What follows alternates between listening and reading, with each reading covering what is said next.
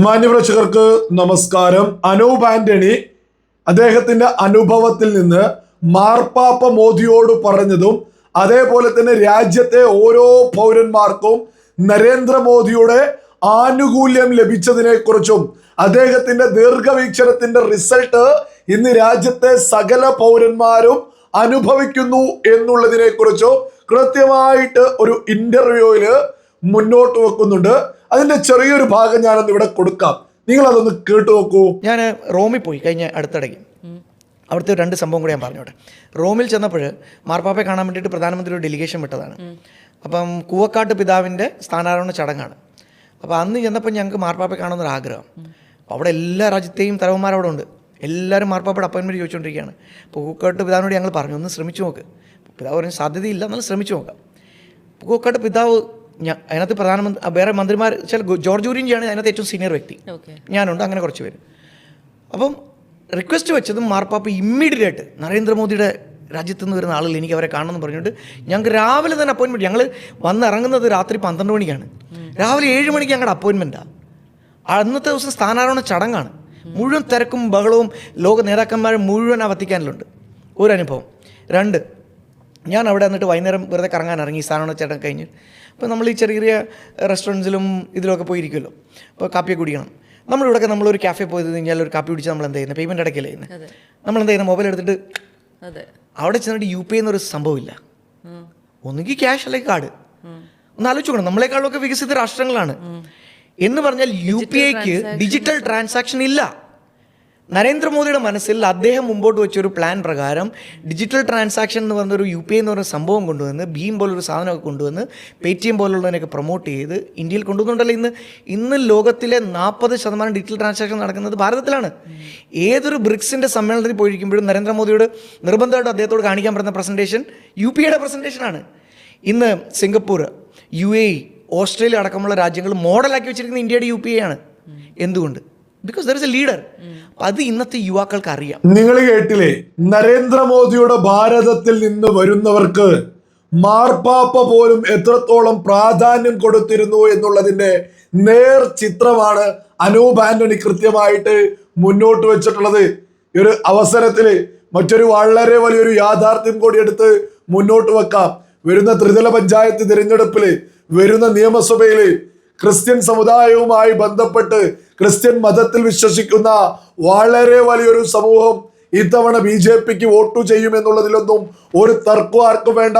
ഇത് കേരളത്തിലെ ഇന്നത്തെ സാഹചര്യത്തെ കുറിച്ചാണ് കൃത്യമായിട്ട് മുന്നോട്ട് വെക്കുന്നത്. മാർപ്പാപ്പയുടെ പ്രിയപ്പെട്ടവനാണ് നരേന്ദ്രമോദി.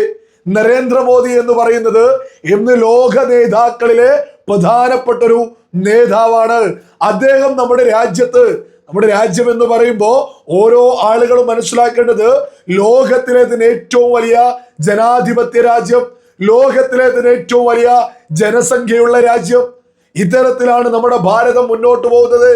ഈ രാജ്യത്താണ് അനൂപ് ആന്റണി 2ാമതായിട്ട് പറഞ്ഞിട്ടുള്ള വിഷയത്തിന്റെ ഗൗരവം ഈ കേരളത്തിലെ ഓരോ പൗരനും മനസ്സിലാക്കേണ്ടതാ. ഇന്ന് നമ്മൾ ഏത് കടയിൽ പോയാലും UPI പേയ്മെന്റ്, അതായത് ഗൂഗിൾ പേയോ പേടിഎമ്മോ ഫോൺ പേയോ ഇത്തരം സംവിധാനം വഴി വളരെ ലളിതമായിട്ട് പേ ചെയ്യാൻ പറ്റുമോ? ഇത് കാണുമ്പോഴേക്കും ചില ആളുകൾ പറയും ഇത് കാലത്തിന്റെ മാറ്റാണെന്ന്. ഇതൊരു കാലത്തിന്റെയും മാറ്റമൊന്നുമല്ല. ഇത് കൃത്യമായി ദീർഘവീക്ഷണമുള്ള ഒരു ഭരണാധികാരിയുടെ കൃത്യമായ കഠിനാധ്വാനത്തിന്റെ ഭാഗമായിട്ട് നമ്മുടെ രാജ്യത്തുണ്ടായിട്ടുള്ള വിപ്ലവകരമായിട്ടുള്ള ഒരു വികസന. UAE, സിംഗപ്പൂര്, അങ്ങനെ പ്രധാനപ്പെട്ട രാജ്യങ്ങളൊക്കെ തന്നെ നമ്മുടെ രാജ്യത്തെയാണ് റോൾ മോഡലാക്കുന്നത്. ഈ UPI സംവിധാനത്തില് ലോകത്ത് 40% ഡിജിറ്റൽ പേയ്മെന്റ് നടക്കുന്നത് നമ്മുടെ രാജ്യത്താ.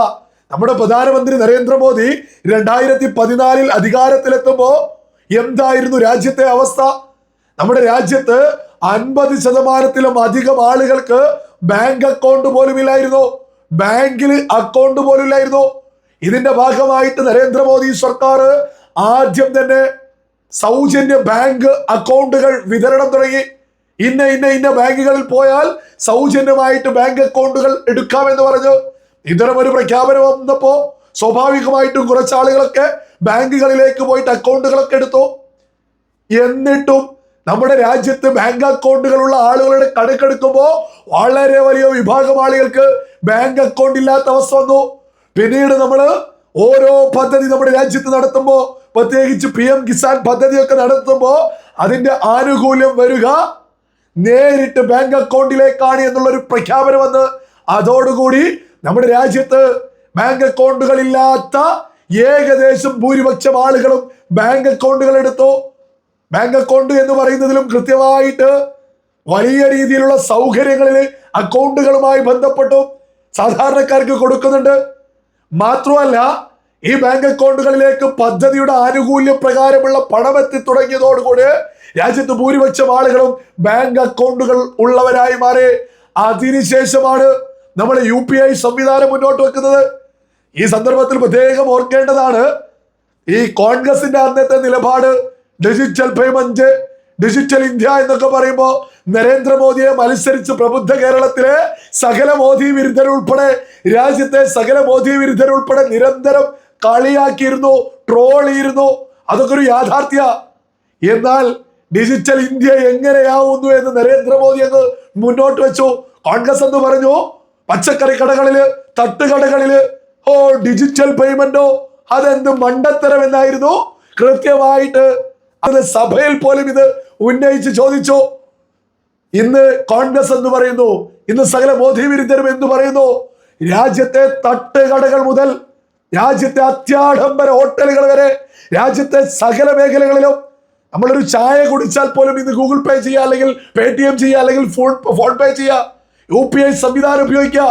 ഇത് വെറുതെ അങ്ങ് കാലത്തിന്റെ മാറ്റമാണെന്ന് കരുതരുത്. ഇത് വിദേശ രാജ്യങ്ങളിൽ പോണോ സ്ഥലങ്ങളിലൊന്നും UPI സംവിധാനമില്ല.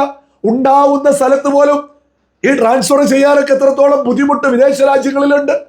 നമ്മുടെ രാജ്യത്ത് സെക്കൻഡുകൾക്കുള്ളിൽ പണം കൈമാറ്റം ചെയ്യാൻ സാധിക്കുക. സെക്കൻഡുകൾക്കുള്ളിൽ ലോകത്തിലെ ഏറ്റവും വലിയ ജനസംഖ്യയുള്ള ഒരു രാജ്യത്തെ ഒരു തകരാറുമില്ലാതെ ഒരു സംവിധാനം ഇങ്ങനെ വർക്ക് ചെയ്യുക. നമ്മുടെ രാജ്യത്തെ, നമ്മുടെ നരേന്ദ്രമോദിയുടെ ദീർഘവീക്ഷണത്തെ റോൾ മോഡൽ ആക്കിക്കൊണ്ട്, ഇതിനെ മുൻനിർത്തിക്കൊണ്ടാണ് മറ്റ് രാജ്യങ്ങളിൽ ഇപ്പോ UPI സംവിധാനം വന്നുകൊണ്ടിരിക്കുന്നത്. നമ്മുടെ രാജ്യത്തിന്റെ പ്രധാനമന്ത്രി നരേന്ദ്രമോദിയുടെ ദീർഘവീക്ഷണമാണ് നമ്മൾ ഇന്ന് കാണുന്ന UPI സംവിധാനം. ഇന്ന് രാജ്യത്തെ സകല പൗരരും അത് ഉപയോഗിക്കുക. ഒരു സർക്കാർ രാജ്യത്ത് മാറിയപ്പോഴേക്ക് ആ സർക്കാർ രാജ്യത്തെ 140 കോടിയിലധികം ജനങ്ങൾക്കും നേരിട്ട് അതിന്റെ ഉപകാരം എത്തിയിരിക്കുന്നു. അതാണ് ദീർഘവീക്ഷണമുള്ള ഒരു ഭരണാധികാരി രാജ്യം ഭരിച്ചാൽ രാജ്യത്ത് സമാനതകളില്ലാത്ത വികസനങ്ങൾ ഉണ്ടാവുമെന്ന് ബോധമുള്ള ആളുകൾ മുന്നോട്ട് വെക്കുന്നത്. അനൂപ് ആന്റണി കൃത്യമായിട്ടാണ് ക്രിസ്ത്യൻ സമുദായവുമായി ബന്ധപ്പെട്ടുള്ള വിഷയങ്ങളെ കുറിച്ച് സംസാരിച്ചിട്ടുള്ളത്. ഇന്ന് ലോകത്ത് മാർപ്പാപ്പയ്ക്ക് എത്രത്തോളം മൂല്യം ലോകത്തുണ്ട് എന്നുള്ളത് ഒരു വലിയ യാഥാർത്ഥ്യമല്ലേ? ആ മാർപ്പാപ്പ നരേന്ദ്രമോദിയെ എങ്ങനെ കാണുന്നു, നരേന്ദ്രമോദിയുടെ ഭാരതത്തിൽ നിന്ന് വരുന്നവരെ എങ്ങനെ കാണുന്നു, അതൊക്കെ നരേന്ദ്രമോദിയുടെ മികവ് കൊണ്ടുണ്ടാവുന്നതാ. ഇനി ഗൾഫ് രാജ്യങ്ങൾ മത്സരിക്കുക നരേന്ദ്രമോദിയെ സ്വീകരിക്കാൻ. അതേസമയം നമ്മുടെ കേരളത്തിലെ സകല മോദി വിരുദ്ധരും പറയുന്നു ന്യൂനപക്ഷങ്ങൾക്കെതിരെയാണോ, ക്രിസ്ത്യൻ സമുദായത്തിനെതിരെയാണോ, മുസ്ലിം സമുദായത്തിന് എതിരെയാണോ എന്ന് ഉളുപ്പില്ലാതെ പറയുമ്പോൾ ലോകത്ത് നടന്നുകൊണ്ടിരിക്കുന്ന യാഥാർത്ഥ്യം എന്ന് പറയുന്നത് ക്രിസ്ത്യൻ മതവുമായി ബന്ധപ്പെട്ട് മാർപ്പാപ്പ, മുസ്ലിം സമുദായവുമായി ബന്ധപ്പെട്ട് ഗൾഫ് രാജ്യങ്ങള് ഇവരൊക്കെ മത്സരിച്ച് നമ്മുടെ പ്രധാനമന്ത്രിയെ സ്വീകരിക്കുക. കാരണം എന്താ? രാജ്യത്ത് നടപ്പിലാക്കുന്ന സകല പദ്ധതികളും എല്ലാവർക്കുമാണെന്ന് സകല ആളുകൾക്കറിയാം. ഇവിടെയുള്ള സകല മോദി വിരുദ്ധരും അവരുടെ രാഷ്ട്രീയ ലക്ഷ്യങ്ങൾക്ക് വേണ്ടിയിട്ടാണ് മോദിക്കെതിരെ പച്ചക്കള്ളം വിളിച്ചു പറയുന്നത് എന്ന് ലോകം മൊത്തം തിരിച്ചറിഞ്ഞു. നമ്മുടെ കേരളത്തിലും തിരിച്ചറിഞ്ഞുകൊണ്ടിരിക്കുന്നു. വളരെ വലിയ മാറ്റമാണ് നമ്മുടെ കേരളത്തിൽ നടന്നുകൊണ്ടിരിക്കുന്നത്. അനൂപ് ആന്റണി ഉൾപ്പെടെ, ഷോൺ ജോർജ് ഉൾപ്പെടെ കൃത്യമായിട്ട് വളരെ വലിയ രീതിയിൽ മാറ്റങ്ങൾക്ക് ഇവിടെ മുന്നിട്ടിറങ്ങി കഴിഞ്ഞിരിക്കുന്നു. വലിയ രീതിയിൽ BJP ലീഡേഴ്സ് ഒക്കെ തന്നെ രാജീവ് ചന്ദ്രശേഖരന്റെ നേതൃത്വത്തിൽ എണ്ണയിട്ട യന്ത്രം പോലെ കേരളത്തില് വർക്ക് നടന്നുകൊണ്ടിരിക്കുക. ഈ പറയുന്ന രാജീവ് ചന്ദ്രശേഖരനെയും അതേപോലെ തന്നെ അനൂപ് ആന്റണി, ശോഭാ സുരേന്ദ്രന്, K സുരേന്ദ്രന് ഇവരൊക്കെ കളിയാക്കുന്ന ഒരുപാട് ആളുകളുണ്ട്. അവരോടൊക്കെ തന്നെ പറയാനുള്ളത്, വരുന്ന ത്രിതല പഞ്ചായത്ത് തിരഞ്ഞെടുപ്പ്, വരുന്ന നിയമസഭാ ഇലക്ഷന്റെ റിസൾട്ടോട് കൂടിയിട്ട് അതൊക്കെ അങ്ങ് നിൽക്കുമെന്നുള്ളത് തന്നെയാണ് വളരെ വലിയ യാഥാർത്ഥ്യം. കേരളത്തിൽ വളരെ വലിയൊരു മാറ്റം ഉണ്ടാവാൻ പോകുന്നു. നരേന്ദ്രമോദി എന്താണ്, നരേന്ദ്രമോദി സർക്കാർ എന്താണ് ഉയർത്തിപ്പിടിക്കുന്നത്, ഇതൊക്കെ തന്നെ കേരളത്തിലെ വളരെ വലിയൊരു വിഭാഗം വലിയ രീതിയിൽ തിരിച്ചറിഞ്ഞുകൊണ്ടിരിക്കുന്നു എന്നുള്ളതും സകലരും തിരിച്ചറിഞ്ഞോളൂ.